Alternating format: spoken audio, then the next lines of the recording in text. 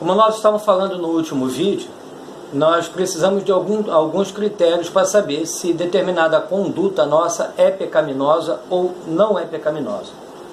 E o primeiro critério é o objetivo, né? Aquilo que a Bíblia diz, determinado comportamento, se ele é pecaminoso ou não. Se a Bíblia diz que é pecado, não faça, pronto, acabou-se.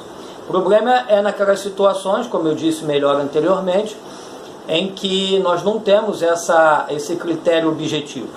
E aí o segundo critério é por inferência ou aproximação.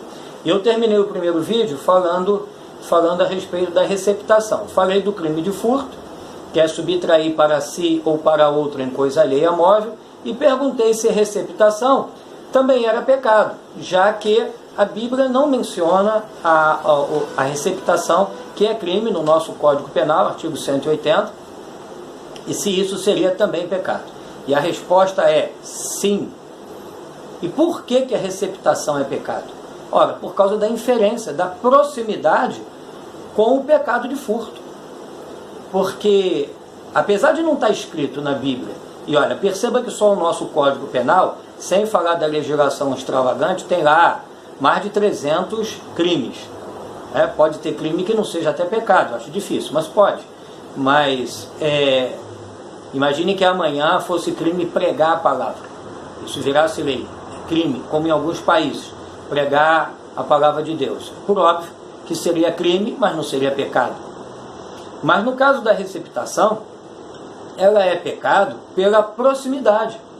Ora, porque aquilo que eu estou adquirindo, aquilo que eu estou receptando, ele tem uma origem criminosa e pecaminosa. Então há uma extensão para a receptação. Se o sujeito furtou o relógio de outra pessoa, ou o celular, como é muito comum, e eu adquiri aquele produto, eu estou pecando, porque aquele produto ele tem uma origem criminosa e uma origem pecaminosa. Então eu estou cometendo pecado ao adquirir aquele produto. Entenderam? Então por isso que a receptação, apesar de não estar na Bíblia, ela é pecado por inferência, por aproximação.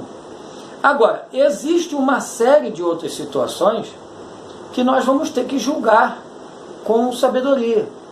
E para isso vamos usar outros textos.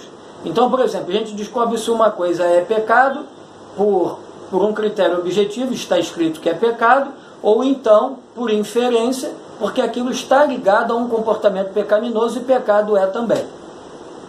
E o resto? Bom, o resto aqui agora é critério também. E qual o critério? Palavra de Deus, da mesma forma. Só que agora a gente vai usar outros textos. Eu quero fazer ou não fazer determinada coisa, né? Eu quero ter uma certa atitude sobre um fato da vida. É na palavra que eu vou encontrar a resposta. Eu já sei que não é pecado, mas devo, posso, quero.